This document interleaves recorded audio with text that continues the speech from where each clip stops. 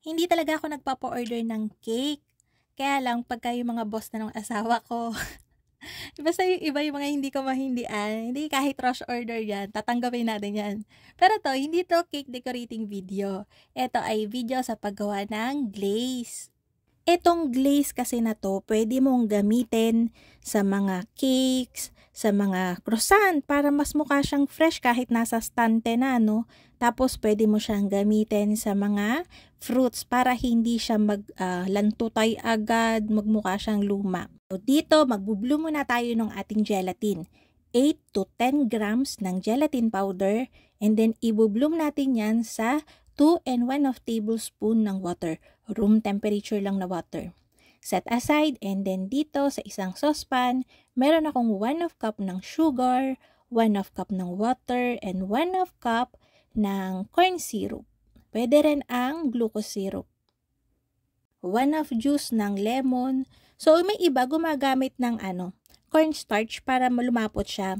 Ang problema kasi kapag cornstarch, mababa lang yung shelf life niya. And hindi ko gusto yung lapat niya.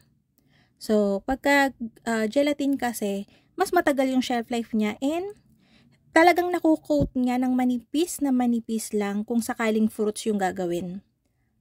Etong mixture kasi na to, kahit i-leave ko lang siya sa room temperature. Actually, sa room temperature ko lang talaga siya nilalagay. Hindi ko siya nilalagay sa ref kasi, syempre, gelatin, lalapot yan.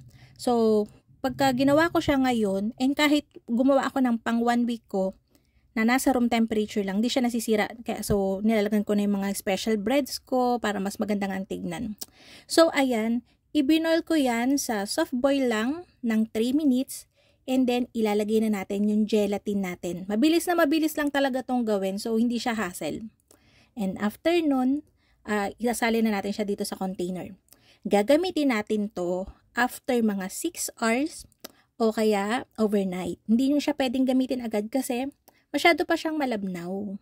Kung hindi naman kayo regular na nagbe-bake, tapos talagang kailangan nyo lang gumawa for this order kung sakali, o yung project nyo, ilagay nyo siya sa sealed container and ilagay nyo sa ref or kaya sa freezer para mas tumagal yung shelf life. So, ayun, yung recipe natin ng brownies na to, ito yung lagi kong gamit, yung may condensed milk. 10 by 14 yung size, and then, nilagyan ko lang yan ng pipe ng Magic Whisk para sa border natin.